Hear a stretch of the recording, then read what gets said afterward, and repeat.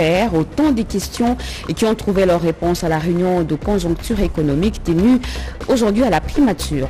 Ça sera dans le tout prochain jour, répertorié parmi le site attrayant à Kinshasa où nos enfants iront découvrir les animaux d'ici et d'ailleurs. Le jardin zoologique de Kinshasa va bientôt faire peau neuve en vue de conformer une exigence internationale. Dans ce journal, vous suivrez la pose de la première pierre. Et Linguessa, cette route longue de 6 km subit des travaux intenses. Actuellement, ils sont à la deuxième phase, celle de la pose de caniveaux préfabriqués. Voilà pour les titres, mesdames et messieurs. Bonsoir et très heureuse de vous retrouver à travers cette grande édition d'informations sur la chaîne nationale. Et se communiquer comme une traînée de poudre, les rumeurs sur le possible détournement à la radio-télévision nationale congolaise ont envahi la toile et pour y mettre un terme, un contrôle de gestion des finances à la RTNC va être fait à partir du 2 août par l'inspection générale des finances. La correspondance y relative date du 27 juillet et adressée au directeur général intérimaire Freddy Mulumba. Et en image, il console le cœur meurtri de la famille du regretté Honoré Chama, l'étudiant de l'UNIKIN tué par balle par un policier. Le premier d'entre les Congolais, Félix-Antoine Tshisekedi Tshilombo, a échangé avec une représentation de la famille éplorée. Question de partager leur douleur. Regardez. La représentation des étudiants de la RDC a été reçue ce mercredi 28 août dans la soirée par le chef de l'État Félix-Antoine Tshisekedi Tshilombo dans la cité de l'Union africaine. Leurs échanges ont tourné autour de l'assassinat d'Honoré Chama, étudiant de l'université de Kinshasa en deuxième graduat communication à la faculté des lettres. Et nous sommes représentation des étudiants au niveau de la République. Nous sommes venus échanger avec le président suite à l'assassinat de notre camarade Honoré Chama. Une situation très stressante. C'est l'une des raisons pour laquelle nous avions lancé une sonnette d'alarme et le chef de l'État, il a ouvert son cœur, il nous a récit avec qui nous avions échangé sur plusieurs points essentiels. Le chef nous a rassurés. D'ailleurs, il a même anticipé les événements parce qu'il avait déjà récit la famille de l'illustre disparu. Le chef de l'État nous a promis qu'il va également accompagner cette famille. Il va faire en sorte que cette famille se sente vraiment protégée. Et nous sommes venus également demander au chef non seulement d'accompagner la famille et également d'immortaliser cet étudiant qui a été assassiné et aussi de demander que la justice soit faite. Sylvain Katombe, président des étudiants du Congo, a indiqué que la situation actuelle à l'UNIKIN est sous contrôle et a appelé tous les étudiants du pays au calme. Pour l'instant, la situation est très à l'aise. Nous avions multiplié les stratégies avec les coordonnateurs de l'UNIKIN, ici présents avec toute l'équipe. Nous avions mis une très bonne politique sur place, non seulement à l'UNIKIN, même dans d'autres universités de la République. C'est l'une des raisons pour laquelle nous appelons tous les étudiants de la République au calme. Le chef de l'État est saisi, il nous a récit, il nous a rassuré son accompagnement. Nous sommes sûrs et certains qu'il est en train de suivre cette situation de prix. Donc il suit cette situation de prix en tant que président de la République. Il a également présenté ses condoléances à toute la communauté étudiantine de la République. C'est l'une des raisons pour laquelle nous lançons un message au calme et nous croyons en notre justice. Nous croyons également à ce que le chef de l'État nous a dit que cette situation sera gérée. Rappelons qu'Honoré Chama a été assassiné le samedi 24 juillet dernier au quartier Libération dans la commune de Selembao en plein tournage d'une pièce théâtrale dans le cadre de son travail pratique. Prévue aujourd'hui, l'Assemblée générale de l'Association des professeurs de l'Université de Kinshasa a été reportée s'inédiée. Les détails avec Grace Maoso. Suite à l'incident malheureux ayant entraîné la mort d'un de nos étudiants le 23 juillet dernier, le comité exécutif de l'association des professeurs de l'université de Kinshasa, APUKIN en sigle, condamne avec vigueur l'acte ignoble posé par un élément de la police nationale. L'étudiant Honoré Samakwete, lâchement abattu, avait suscité beaucoup d'espoir. L'APUKIN exprime ses regrets, compatit à la douleur et présente ses condoléances à la famille éprouvée. Le comité exécutif de l'association des professeurs de l'université de Kinshasa saisit cette occasion pour dénoncer tous ceux qui cherchent à créer un climat malsain au sein de notre alma mater. En dépit des instructions du gouvernement de la République, continue à tenir des réunions illégales. À cet effet, le comité exécutif de l'association des professeurs de l'université de Kinshasa met en garde ses professeurs et prend à témoin le comité de gestion ainsi que les autorités politico-administratives quant aux conséquences d'un tel comportement susceptible d'entraîner des divisions, de faire régner l'insécurité et d'amener des troubles sur le site universitaire. Le comité exécutif invite donc toute la communauté universitaire au calme et à la sérénité pour un aboutissement heureux de l'année académique en cours. Le programme signé avec le Fonds monétaire international est le produit de plusieurs efforts que le gouvernement entend poursuivre. Le ministre des Finances, Nicolas Kazadi, est revenu au cours d'un point de presse sur la mobilisation interne des ressources. On l'écoute. Pour nous, c'est de nous assurer que le peuple a la même dimension des informations que nous. On veut donner des indications parce que pour le président de la République, comme pour le Premier ministre, le souci c'est de montrer au peuple le cap et la volonté politique qu'il y a d'améliorer. En janvier 2019, le chef de l'État l'a annoncé. Il a annoncé qu'on allait renouer avec le FMI. En mai 2019, une première équipe du FMI est venue dans le cadre des revues ordinaires qu'ils ont l'habitude de faire dans tous les pays du monde et on nous a mis sous observation, ce qu'on appelait un Staff Monitoring Programme. La période d'observation devait se terminer à la fin de l'année 2019 et on devait commencer 2020 avec un programme. Mais malheureusement, il y a eu des difficultés. D'abord, les retards dans ce programme intérimaire, dans la réalisation de certains critères de performance, et puis la crise Covid, tout cela ensemble a fait que nous n'avons pas pu avoir le programme en 2020 comme souhaité, et la période d'observation a été prolongée. Mais fort heureusement, en 2020, bien que nous n'étions pas en programme, au moment où la crise Covid est arrivée, le Fonds monétaire a estimé que nous avions la volonté et que nous avions besoin d'être soutenus. Et il nous a donné des ressources dans le cadre d'une facilité spécifique pour faire face à la crise Covid à travers un crédit de 367 millions de dollars. La volonté étant demeurée intacte, on a commencé à travailler pour qu'en 2021, le plus tôt possible, nous ayons un programme. Et en compagnie de la représentante spéciale du secrétaire général des Nations Unies, Mme Bintou Keïta, les ambassadeurs de France, Belgique, Grande-Bretagne et États-Unis ont été reçus par le président de la République ce jeudi au Palais de la Nation. La situation sécuritaire, l'état de siège dans l'Est de la République démocratique du Congo a été évoqué. Kibambeso Moïsa.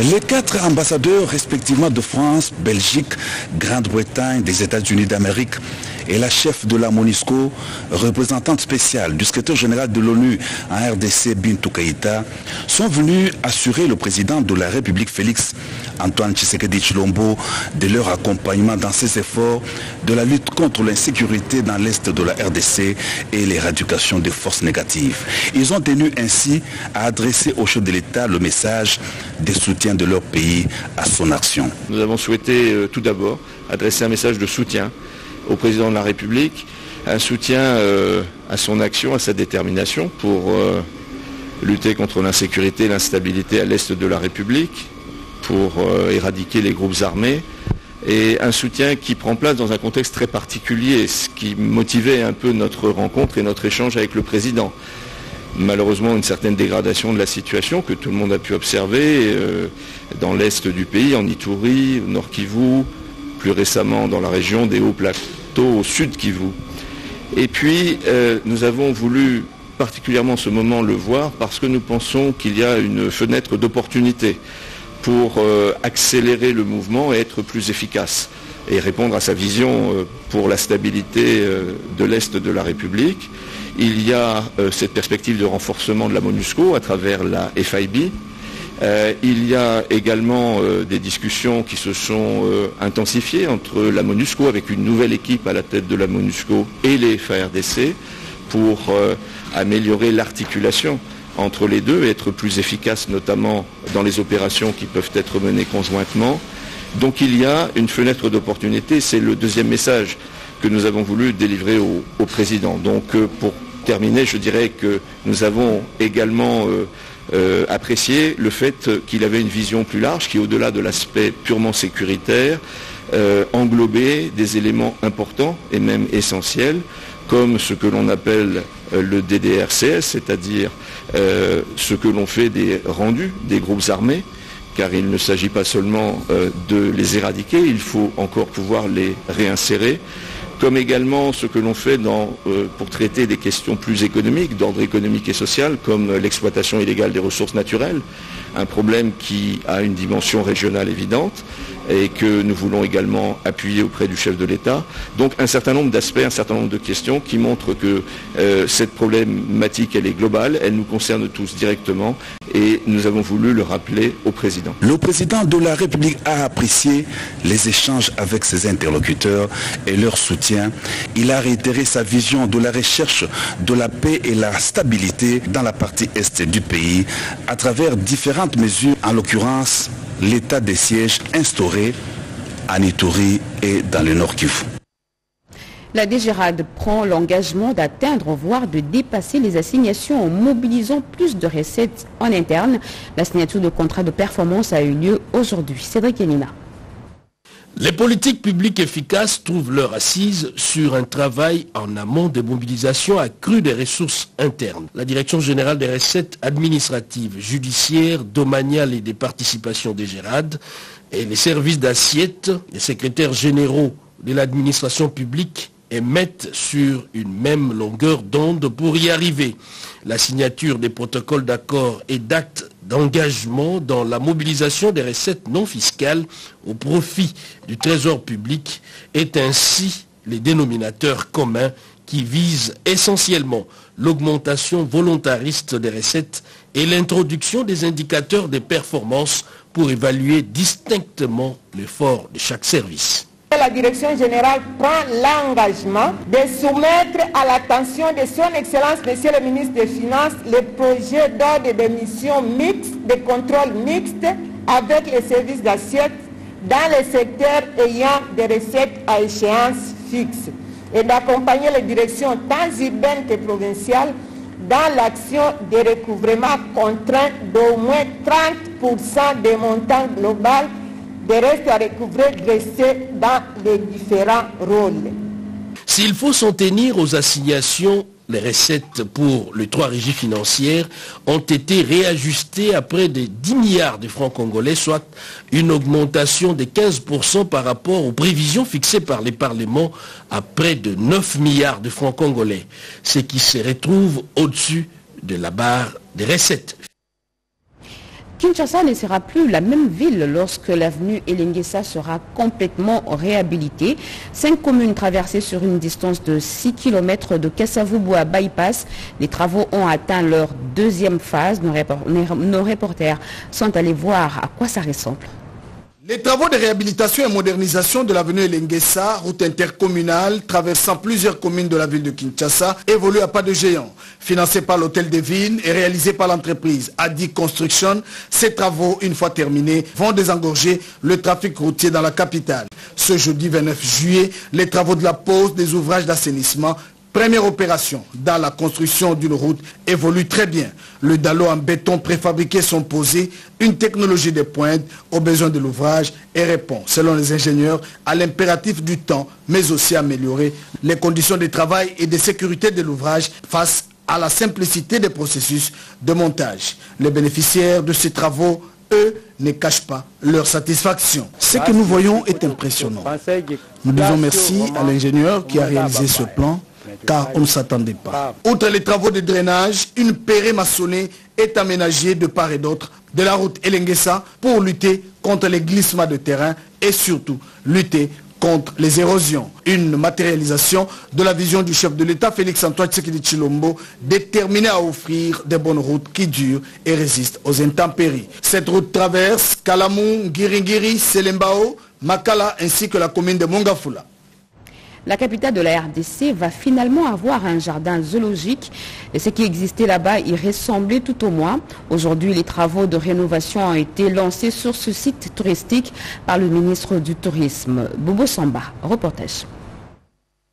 Ce geste traduit la volonté et la détermination du gouvernement de la République, via le ministère du Tourisme, de faire du secteur du tourisme un pilier de la croissance économique, ce conformément à la vision du chef de l'État, Félix Antoine Tshisekedi Tshilombo. Une ambition que Modero Ntimba a pris à bras le corps. Les travaux de rénovation financés par l'Office national du tourisme connaîtront 2 phases. La première phase va consister à la démolition de constructions anarchiques obstruant les accès aux eaux. S'en suivra la construction d'un enclos moderne pour sécuriser l'ensemble du complexe. L'aménagement de voies d'accès et portiques modernes, plus la construction d'une nouvelle voie d'accès par Wangata Willery figure dans la fiche technique de travaux. L'on a pensé aussi à l'aménagement de parkings extérieurs et intérieurs et de la réhabilitation de l'éclairage public sur l'ensemble du zoo. La deuxième phase prévoit le réaménagement de cages d'animaux suivant le standard de conservation universelle, c'est-à-dire en mode semi-libre. Le repeuplement des animaux et l'aménagement d'un espace de loisirs et de restauration moderne sont aussi prévus. Ce projet n'est qu'une goutte d'eau au regard des ambitieux projets rénovateurs que veut réaliser Modero Ntimba durant son mandat à la tête du ministère du Tourisme. La cérémonie du jour a connu la présence des députés et sénateurs, membres du gouvernement central et provincial, sans oublier les agents et cadres de l'ONT et de l'ICCN. L'état de siège, la désignation des animateurs de la CENI ont figuré en bonne place dans les entretiens que le président du Sénat a eu avec l'ambassadeur de Grande-Bretagne en République démocratique du Congo. Modeste Bahati Lukwebo a également enregistré l'arrivée des nouveaux sénateurs à l'Union sacrée de la Nation. Regardez.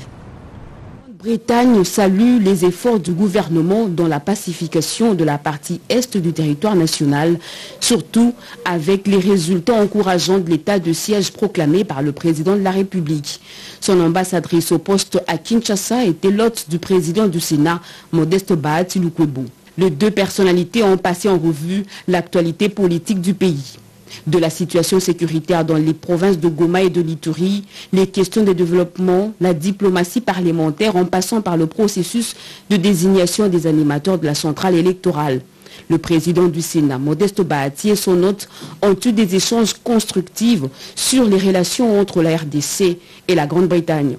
Au sortir de cette audience, Émilie Matman a indiqué que son pays reste ouvert à la collaboration entre les 2 parlements. On discutait l'état de siège, mais aussi la situation au Sud Kivu, et continuerons à travailler ensemble pour accompagner le gouvernement et les efforts pour stabiliser le pays. Et nous avons dans le passé contribué à cette information pour les députés et les sénateurs. Et puis, l'Union sacrée de la Nation s'accroît le jour. Les élus qui traînaient encore les pieds finissent par accepter la vision du chef de l'État. C'est le cas du regroupement politique AAAC. Une délégation de ce regroupement, conduite par le sénateur Mutombo Mbwembwe, est venue déclarer au président du Sénat leur appartenance à l'Union sacrée de la Nation pour accompagner le chef de l'État.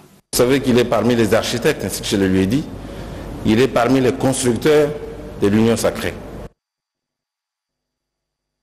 À Kinshasa, en provenance de Caire en Égypte, le Premier ministre a présidé ce matin la réunion de conjoncture économique. Les 100 jours du gouvernement approchent. Qu'est-ce qui a été fait, qu'est-ce qui est en cours d'exécution et qu'est-ce qui reste à faire? Ces 3 questions étaient au centre de cette rencontre. Pati Tondongwe, bienvenue au Sala. Évaluer les niveaux de réalisation des décisions prises lors des rencontres précédentes, c'est l'exercice auquel s'est livrée la réunion des conjonctures économiques de ce jeudi 29 juillet sous la présidence du Premier ministre et chef du gouvernement Jean-Michel Samalukonde Kyenge.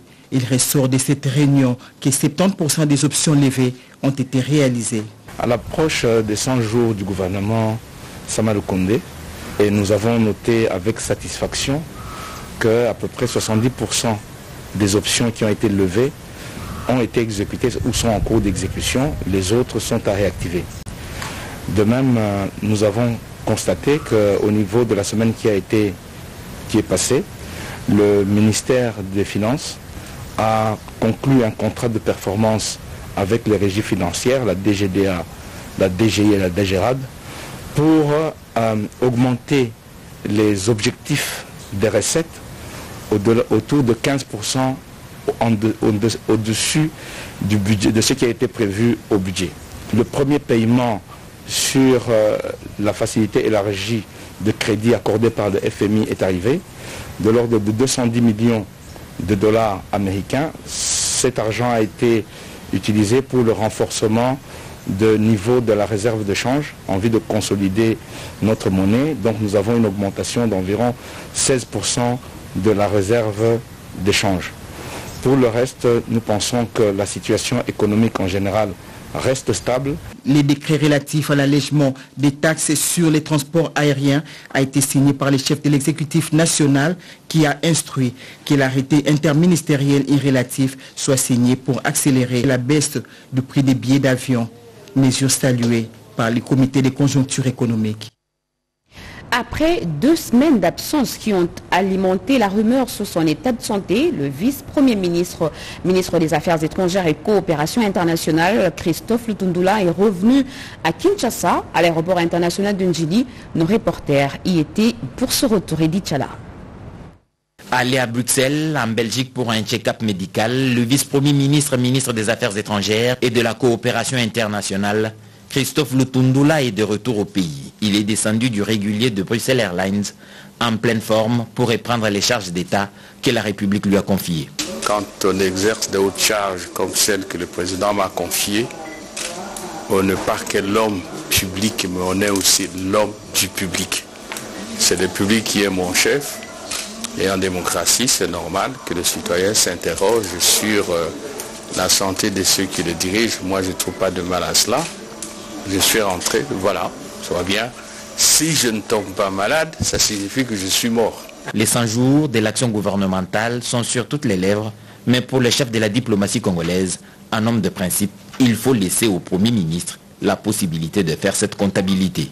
Mais attendez que le Premier ministre lui-même le déclare, c'est pas ici.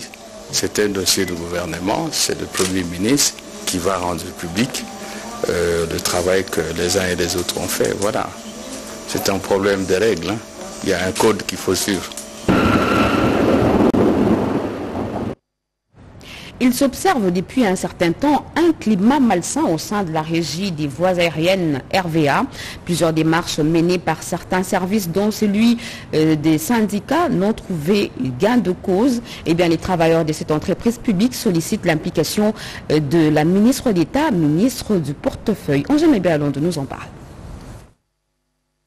Les syndicalistes de la régie des voies aériennes dénoncent certains faits qui règnent au sein de leur entreprise. La paix sociale semble revenue certes, mais les mises en place survenues dernièrement créent des frustrations. Les agents et cadres font état de pression politique qu'ils subissent et réclament aussi les arriérés de 6 mois de salaire. Ils demandent l'implication du numéro 1 du portefeuille pour des solutions idoines. La lettre était claire. Je m'étais décidé à son temps de reporter les décisions qui étaient prises et par le conseil d'administration et par la direction générale. Ce qui veut dire, ici au portefeuille, ces mises en place qui ont été effectuées en termes de promotion ne sont pas reconnues. Pour preuve, il n'y a jamais eu de remise et reprise. Le directeur général ici doit hériter de la situation à partir du 1er janvier 2021. Après ça, il ne peut pas en tenir compte. Cette situation n'étant pas connue de l'autorité de tutelle, une réunion sera convoquée dans les tout prochains jours où le conseil d'administration et la direction générale vont se mettre autour d'une même table pour élucider la question. Cette entreprise publique qui assure la sécurité de l'espace aérien et aéroportuaire a grandement besoin de la quiétude pour son bon fonctionnement. Faiblement représentée dans des postes de décision au sein des organisations internationales, la RDC prépare son retour. 150 candidats viennent d'être retenus pour l'Académie des jeunes agents de changement. Le lancement de la première édition a eu lieu aujourd'hui par le professeur Alphonse Toumbaloaba, coordonnateur du panel de l'Union africaine, Françoise Bouela et Pompoumba. Le mandat de la RDC à la tête de l'Union africaine mise sur la jeunesse. Sur plus de 1800 candidatures, 150 Congolais, dont 39 femmes, viennent d'être sélectionnés pour faire partie de la première Académie des jeunes agents de changement. Et nous avons donc l'ambition d'avoir une jeunesse citoyenne, patriote, responsable, compétitive, éduquée, formée est capable de prendre en main tous les domaines de la vie nationale. Après une formation, ils vont être alignés pour compétir dans différents postes de représentation au sein de l'Union africaine et auprès d'autres organisations internationales, a mentionné le professeur Toumba Luaba. Le président de la République et président en exercice de l'Union africaine a marqué sa volonté d'accroître la présence des Congolaises et des Congolais et particulièrement des jeunes au sein de ces institutions. Et nous devrions pouvoir en faire un inventaire exhaustif des opportunités qui sont offertes et des places vacantes. Le panel chargé d'accompagner le mandat de la RDC à l'UA doit assurer le profilage des candidats retenus, les outiller pour plus de chances afin d'augmenter le taux de représentation des Congolais. Au nom du gouvernement, Yves Bunkoulou, ministre de la Jeunesse et Initiation à la Nouvelle Citoyenneté, a pris l'engagement de pérenniser l'œuvre pour que l'idée ne meure pas à la fin de la mandature de la RDC. Des écoles doivent être réhabilitées et des infrastructures de base construites avec le financement du FPI dans le Kasaï oriental. Le directeur général intérimaire de cet établissement public a tenu un point de presse pour éclairer l'opinion sur les procédés Guibleskiti. Dans le cadre du programme intérimaire de lutte contre la pauvreté et la réduction des inégalités, au Kasaï oriental, il n'y a pas eu surfacturation, moins encore un maquillage des chiffres par le Fonds de promotion de l'industrie. C'est plutôt la réhabilitation et la construction de 6 ouvrages, des petites infrastructures, des 3 hôpitaux généraux de référence de la Mouya et de Kansalé, des 3 infrastructures scolaires de Kabea Kamanga, une école primaire du 4 janvier à Mbujimaï, le complexe scolaire Kalenda Moudichi. Les team leaders du projet cadre du Fonds de promotion de l'industrie, le directeur adjoint François Pouila, du directeur financier et de celui de passation des marchés ont donné la véracité de faits et balayé les allégations non fondées. Ils sollicitent par ailleurs l'expertise extérieure et indépendante pour ce dossier. La procédure de recrutement des entreprises qui doivent recruter des petites infrastructures sanitaires et scolaires incombe à la province et au diocèse. Mbujimaï et le village, on doit vous produire 50 mégawatts. Il est certes vrai que le Fonds de promotion de l'industrie s'est limité à la mobilisation de fonds et à la subvention mise à la disposition de la province et du diocèse, dont les travaux sont exécutés par une entreprise recrutée par eux. Toutefois, l'abbé Pierre Kabamba de la société civile reconnaît n'avoir pas eu assez d'informations quant à ce. Ils sont sortis du chômage pour se familiariser avec le cantonnage, la maçonnerie, l'électricité et tant d'autres métiers qui nécessitent de gros bras. Eh bien, les jeunes enrôlés au sein de la G24 vont recevoir leur salaire, mais de manière sécurisée par mobile banking. Une trouvaille de l'honorable Jean-Marie Lukulasi Massamba pour rémunérer ses employés de la G24 évalués à plus ou moins 3000. Regardez. Non seulement les emplois sont créés par la G24 pour les jeunes sans emploi, mais ils sont aussi sécurisés. Près de 1500 jeunes récemment sortis du chômage grâce au contrat Lissungi avec la couverture santé universelle vont désormais être payés par mobile banking. Alors nous avons fait les payes le mois passé, nous avons constaté quelques anomalies, entre autres l'attroupement devant nos locaux. Et puis, vous savez, quand vous avez 3000 personnes à rémunérer, forcément, ça peut s'étaler sur 1, 2, 3, 4 jours, à travers le principe du mobile banking, justement, mais de permettre à chacun, via le téléphone que nous allons offrir, que nous allons prendre en charge, mais d'être finalement responsable de son propre compte. Les G24 nous ont fait confiance pour essayer de payer les 3000 personnes qu'ils emploient. Nous allons nous montrer à la hauteur. Et ce programme, c'est juste le début d'un partenariat qui va s'étendre même dans la livraison de téléphones. Nous serons prêts à offrir ces services-là pour le compte d'Africel. Une de sociétés de télécommunications de la place s'est prêtée à l'exercice. Une opportunité que l'honorable Jean-Marie Lukulasi Massamba n'a pas laissé passer. Un protocole d'accord vient d'être signé pour encadrer ce paiement électronique. Cet engagement de la G24 qui témoigne de la volonté de combattre la délinquance juvénile est une preuve, s'il en fallait encore, que le chef de l'État, Félix-Antoine Tshisekedi Tshilombo, a eu raison de soutenir cette démarche de l'honorable Jean-Marie Lukulasi Massamba. Journalistes, monteurs et réalisateurs des productions audiovisuelles de la radio-télévision nationale congolaise sont à l'école du savoir à l'Institut congolais de l'audiovisuel ICA. Cette initiative de la direction générale vise à rendre son personnel plus compétitif et améliorer la qualité du travail. Rodé Panda et Maurice Mbewa. Principalement des réalisateurs, journalistes, reporters, présentateurs et monteurs venus de différentes filières, journal télévisé, production, programmation et programmes qui sont retournés à l'école de l'Institut congolais de l'audiovisuel ICA pour une session de formation, de renforcement des capacités sur la production audiovisuelle. Pour la direction générale de la RTNC, il était temps de remonter la courbe et donner du tonus et la qualité dans le travail qui se réalise à tous les niveaux. L'opportunité de cette session avec Richard Kalala, formateur. La formation est plus qu'opportune dans le contexte qui est celui de la RTNC. On ne va pas se voiler la face. Aujourd'hui, la RTNC qui était hier le grand tam-tam d'Afrique, on a touché le fond. C'est ici l'occasion peut-être de reconnaître les décisions qui viennent d'être prises par la toute nouvelle direction générale de cette entreprise pour que la formation ne fût qu'au niveau du renforcement des capacités de toutes les filières de métiers de l'audiovisuel puisse être faite en faveur des acteurs. Le mal qui a fait que la télévision nationale s'effondre, je n'ai pas peur des mots, c'est le fait qu'on s'est retrouvé à un moment donné, à cause des influenceurs politico-religieux, tribalo-ethniques, on s'est retrouvé avec tout le monde faisant tout. La matière est concentrée sur la nature de la production ou de la fabrication d'un produit audiovisuel.